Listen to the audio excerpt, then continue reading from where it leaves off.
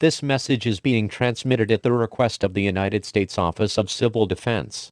At 9:03 a.m. Eastern Daylight Time, NORAD detected long-range nuclear missile launches from within China. The trajectory of these missiles indicate that they are targeted at locations within the United States and Canada. In response to this, the government of the United States has authorized the use of nuclear weapons against the country of China. It is estimated that some of the missiles launched from China will reach targets in Anchorage, Alaska and Honolulu, Hawaii within the next 5 minutes. If you are in these areas, seek shelter. Now. Seek shelter. Now. Seek shelter. Now. It is too late to leave your current location. If you have not reached a fallout shelter or vault at this time, shelter in place in an indoors area, away from outside doors and windows, preferably in a basement or cellar.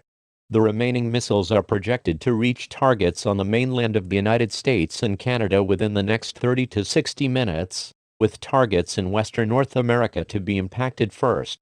All residents in major metropolitan areas should seek a fallout shelter or vault immediately, in order to protect yourselves from the effects of nuclear detonation and the resulting fallout. Fallout is a byproduct of nuclear detonations and is highly irradiated.